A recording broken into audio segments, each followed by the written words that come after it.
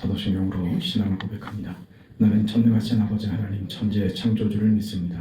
나는 그의 유일하신 아들 우리 주 예수 그리스도를 믿습니다. 그는 성령으로 잉태되어 동정녀 마리아에게서 나시고 본디오 빌라도에게 고난을 받아 십자가에 못 박혀 죽으시고 장사된 지 사흘 만에 죽은 자 가운데서 다시 살아나셨으며 하늘에 오르시어 전능하신 아버지 하나님 우편에 앉아 계시다가 거기로부터 살아있는 자와 죽은 자를 심판하러 오십니다. 나는 성령을 믿으며 거룩한 공교회와 성도의 교제와 죄를 용서받는 것과 몸의 부활과 영생을 믿습니다. 아멘. 410장 찬송합니다. 410장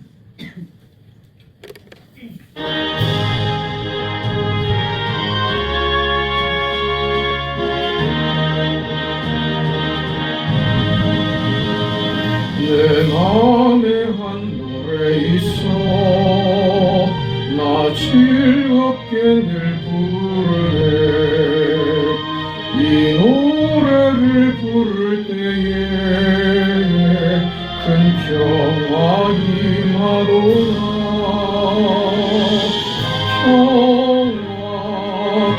평화 하나님 주신 선물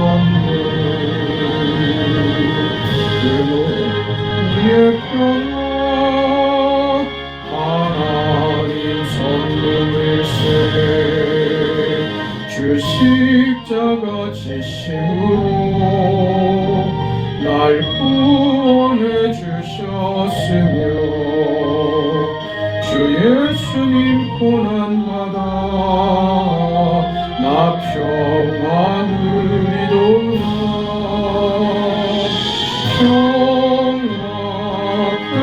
평화 하나님 주신 선물 그 놀라운 주의 평화 하나님 선물일세 주님께 영광 돌려 참 평화가 넘치도다 주 하나님 은혜로서 이 평화 누리도다 평화 하나님 주신 선물 그 놀라운 주의 평화 하나님 선물일세 이 평화를 얻으려고 주 앞으로 나아갈 때 주 예수님 우리에게 이 평화 주시도다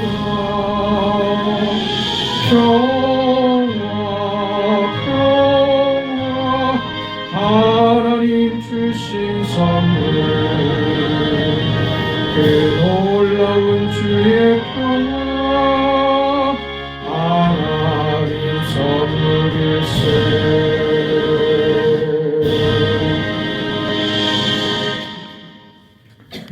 하나님의 말씀 고린도후서 12장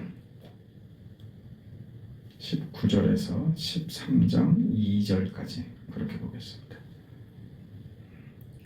고린도후서 12장 19절부터 13장 2절까지 하나님의 말씀을 우리 함께 읽습니다. 너희는 이때까지 우리가 자기 변명을 하는 줄로 생각하는구나. 우리는 그리스도 안에서 하나님 앞에 말하노라. 사랑하는 자들아, 이 모든 것은 너희의 덕을 세우기 위함이니라. 내가 갈 때에 너희를 내가 원하는 것과 같이 보지 못하고 또 내가 너희에게 너희가 원하지 않는 것과 같이 보일까 두려워하며 또 다툼과 시기와 분냄과 당짓는 것과 비방과 수군거림과 거만함과 혼란이 있을까 두려워하고 또 내가 다시 갈 때에 내 하나님이 나를 너희 앞에서 낮추실까 두려워하고 또 내가 전에 죄를 지은 여러 사람의 그 행한 바 더러움과 음란함과 호색함을 회개하지 아니함 때문에 슬퍼할까 두려워하노라. 내가 이제 세 번째 너희에게 가리니 두세 증인의 입으로 말마다 확정하니라.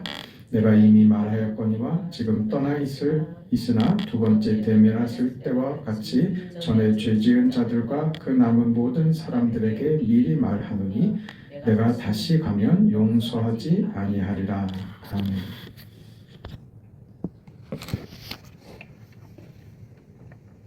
바울이 이 고린도 교회와의 관계가 굉장히 오래되고 그 내용이 복잡하고 고린도 교회 문제 때문에 바울이 상당히 많은 시간과 그 수고와 많이 고민하고 힘들어했던 것이 사실입니다.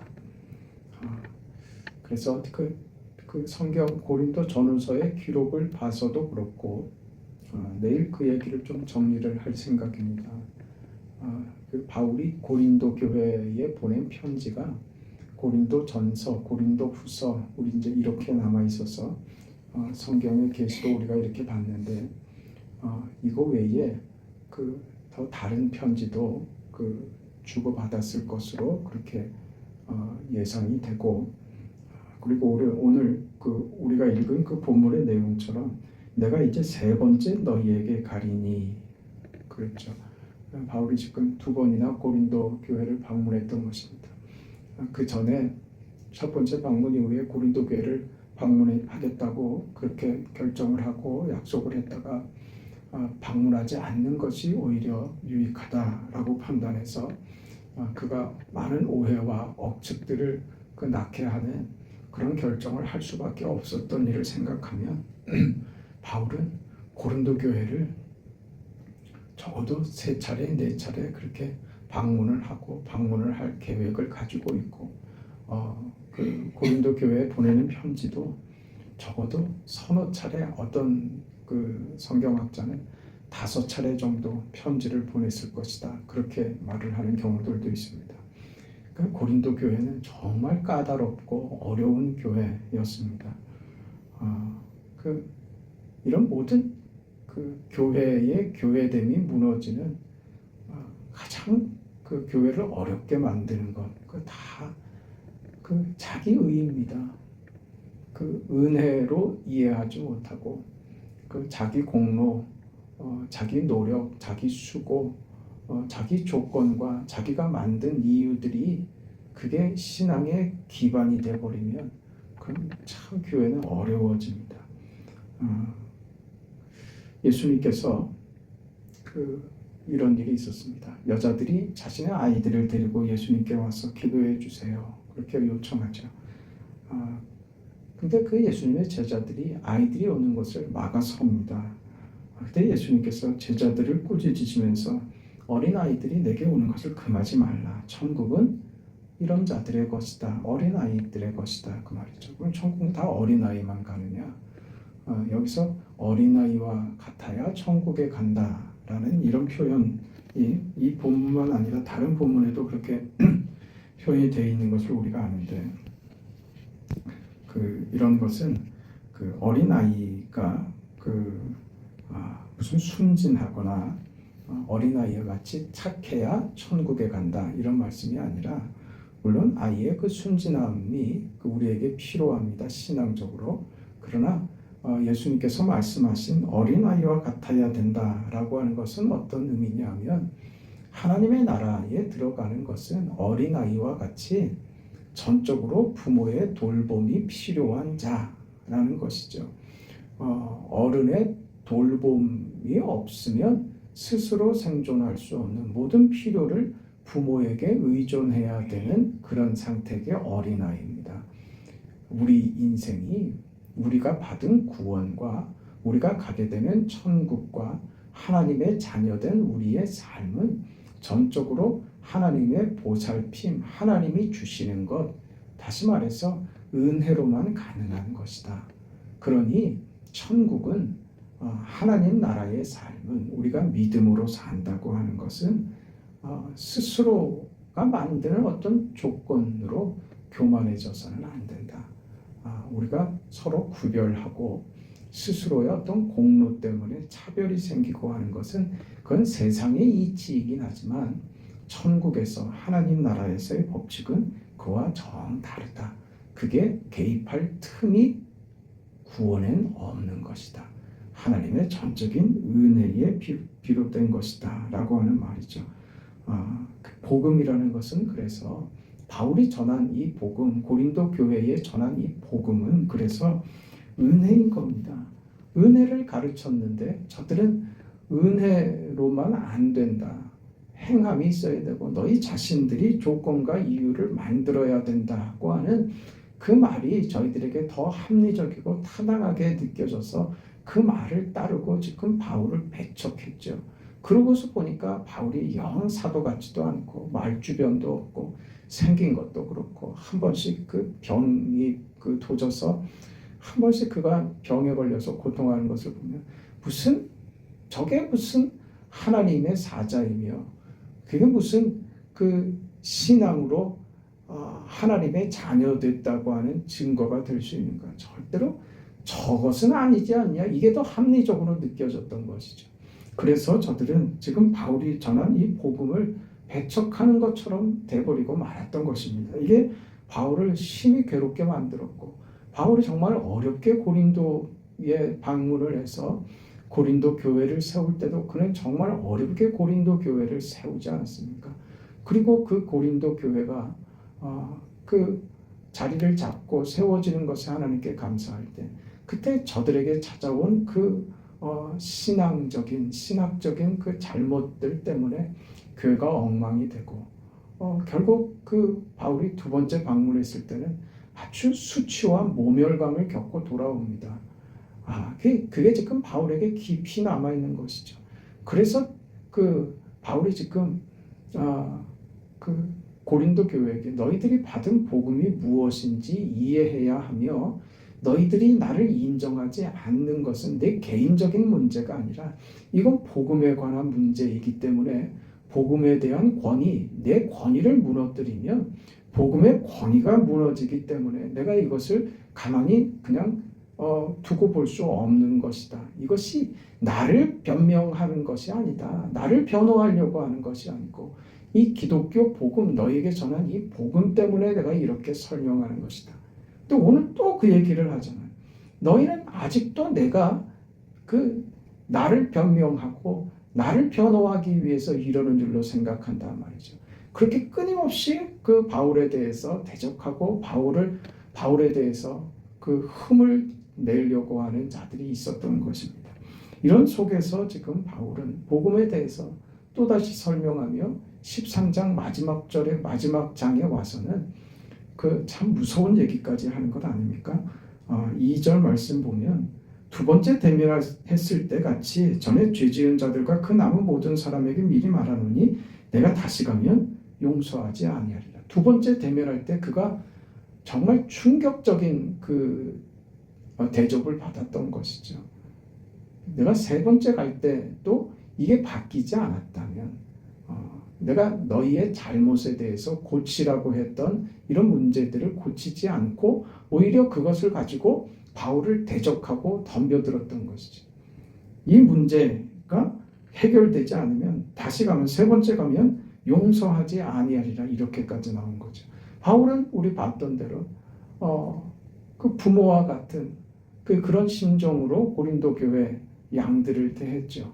그리고 종과 같은 자세로 내가 너희를 대한다 그랬습니다. 그 12장 14절에 보면 이렇게 얘기하죠. 보라 내가 이제 세 번째 너희에게 가기를 준비하였으나 너희에게 폐를 끼치지 아니하리라. 내가 구하는 것은 너희의 재물이 아니요 오직 너희 나라 어린 아기가 부모를 위하여 너희니라. 너희 아이가 부모를 위하여 재물을 저축하는 것이 아니요 부모가 어린 아이를 위하여 하느니라. 이렇게 얘기하죠. 부모된 자로서 너희도 부모된 자로서 너희 아이들이 너희를 준비시키냐?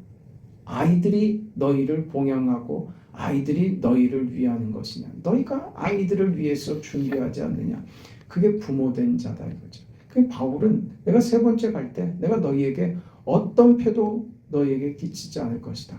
어떤 물질적인 그 도움이나 요청도 하지 않을 것이다. 그렇게 얘기했죠. 왜? 그만큼 고린도 교회는 수준이 안 됐던 거죠. 그런 것조차도 그 소화하지 못할 정도의 그 믿음이었던 것입니다. 그러니까 어떤 부작용도 원치 않았던 바울은 이 자세였던 겁니다. 내가 너희를 준비할 것이다. 너희가 나를 위하여 할 것 아무것도 없다. 내가 너희를 위하여 준비할 것이다. 부모가 자식을 위하여 준비하는 것처럼 나도 그리할 것이다. 그렇게 나오죠. 그러면서 이 무서운 말을 한 겁니다. 내가 용서하지 않겠다 하는 것이죠. 부모가 자녀를 위해서 준비하는 것은 언제나 좋은 것만은 아닙니다. 잘못되면 매를 들 줄 아는 것도 부모인 겁니다. 참 고통스러운 일이죠. 차라리 내가 맞고 말지 어떻게 자녀에게 매를 들 수 있습니까? 정말 고통스러운 일이죠. 그러나 매를 들어서라도 이걸 고쳐야겠다면, 매를 들지 않으면 고쳐지지 않는 문제라고 하면 매를 들어야죠. 이게 부모된 심정으로 지금 바울이 고린도 교회를 향하여 대하는 자세입니다. 히브리서 12장에 가면 이런 얘기가 있습니다. 주께서 사랑하시는 자를 징계하신다. 그랬죠. 그의 받으시는 아들마다 채찍질하신다. 그랬습니다. 징계가 없으면 사생자다. 라고도 했죠. 우리 육체의 아버지가 우리를 징계해도 공경하거든 하물며 모든 영의 아버지께 더욱 복종하여 살아야 되지 않겠느냐. 하나님의 징계가 자녀된 우리에게 있다. 그것은 우리를 사랑하여 바르게 하기 위함이다. 육신의 부모도 그러할진대 어찌 영의 아버지께서, 우리의 영원하신 아버지, 우리를 지으신 하나님께서 우리를 징계하신다고 하나님이 그러실 수 있습니까? 하고 외면할 수 있느냐? 그럴 수 없다. 그러니까 더 공경하게 되는 것이다. 부모가 매를 드는 것이 부모에게 얼마나 고통스러운 일인지 알게 되면 철이 드는 거죠. 하나님이 우리를 때로 어려운 상황, 곤고한 상황에 우리를 밀어넣으실 때 그것이 하나님이 우리를 골탕 먹이려고 좋아서 하시는 일이 아니라는 것. 아버지 하나님께서 우리를 향한 그 마음이 무엇인지 안다면 믿음으로 그 하나님 앞에 공경하는 마음, 하나님께 감사하는 마음을 가지지 않겠냐, 그것이죠. 저희는 잠시 자기 뜻대로 우리 징계하였지만 우리 하나님은 우리의 유익을 위하여 그의 거룩하심에 참여하게 하신다. 무릇 징계가 당시에는 즐거워 보이지 않고 슬퍼 보이지만 후에 그로 말미암아 연단한 자에게는 의와 평강의 열매가 맺힌다. 그 히브리서의 말씀이지 않습니까? 그러니까 오늘 본문의 말씀은 12장에서 부모가 자식을 위하여 준비한다라는 말이나 13장에서 내가 용서하지 않을 것이다 라고 하는 말씀이나 결국은 똑같은 한 마음에서 하는 말이고 그 한 가지로 부모로서 너희를 위해서 준비하는 것이나 너희가 너희를 용서하지 않겠다고 하는 이런 무서운 말이나 결국은 한 가지 목적을 위해서입니다. 그것이 무엇이냐?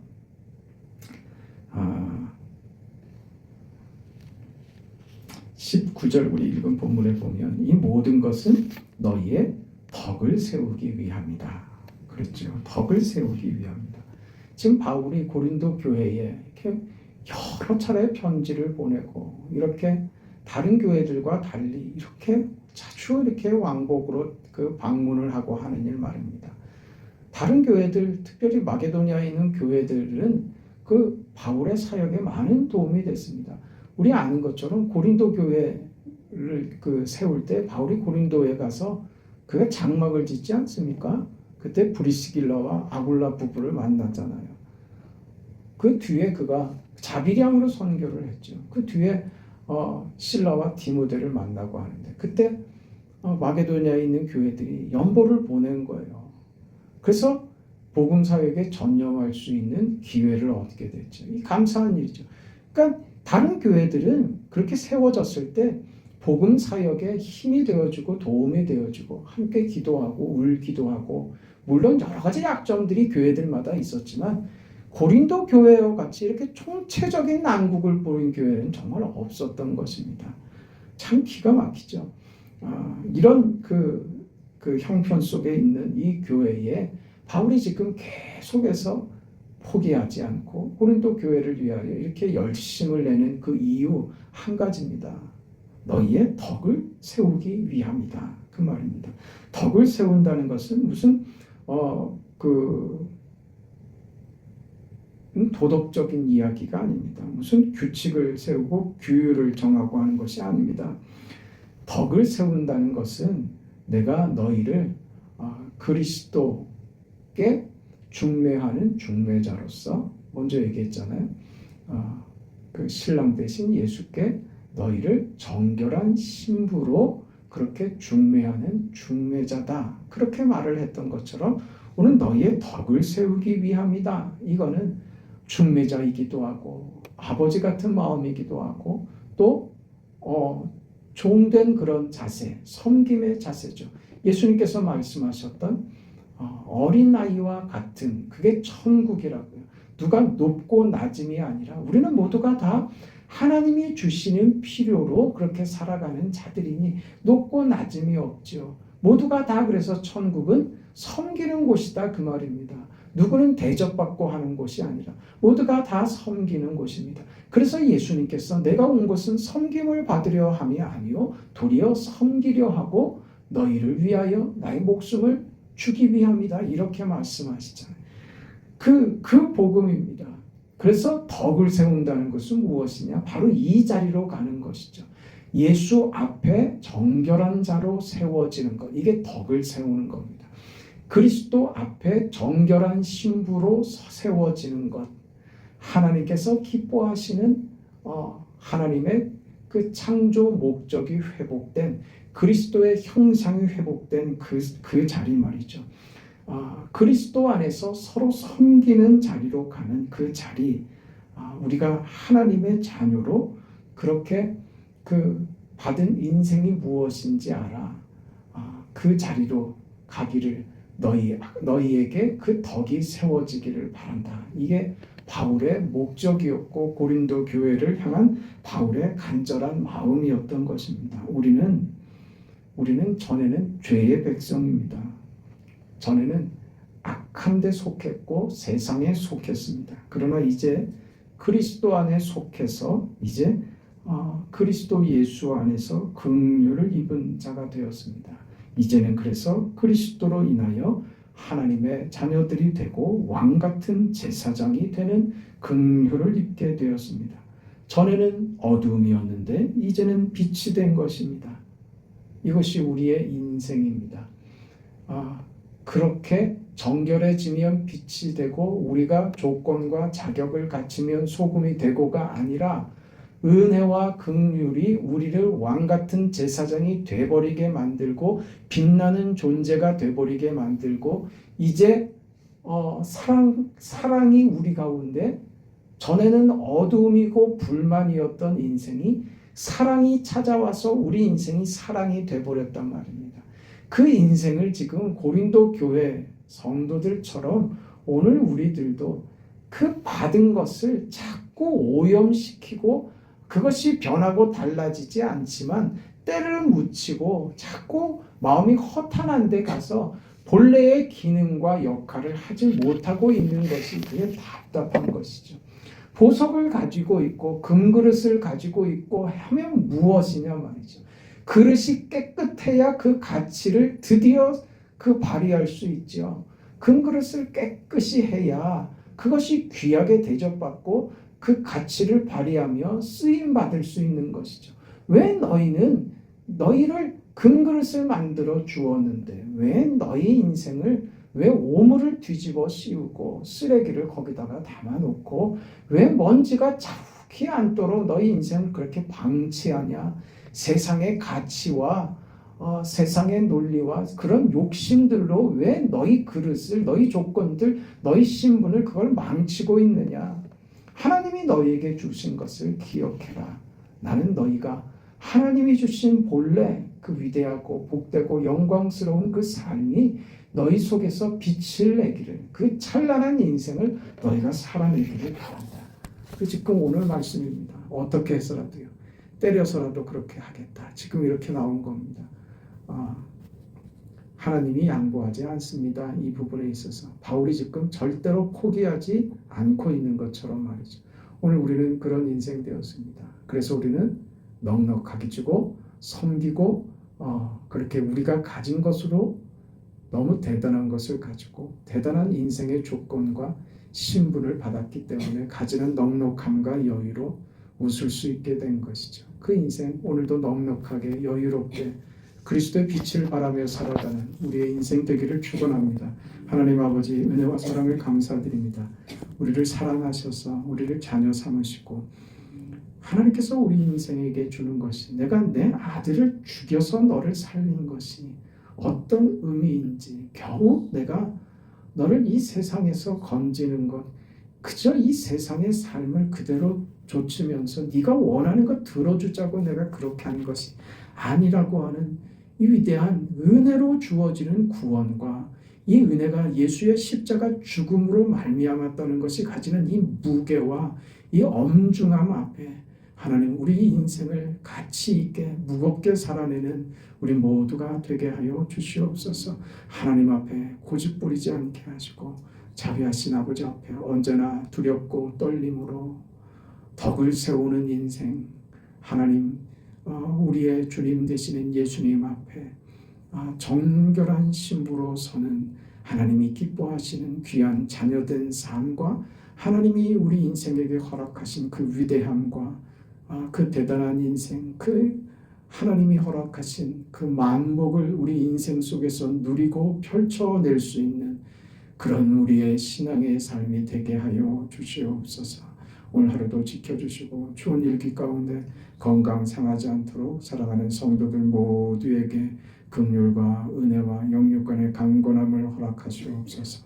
예수님의 이름으로 기도합니다. 아멘. 하늘에 계신 우리 아버지여 이름이 거룩히 여김을 받으시오며 나라가 임하시오며 뜻이 하늘에서 이루어진 것 같이 땅에서도 이루어지이다.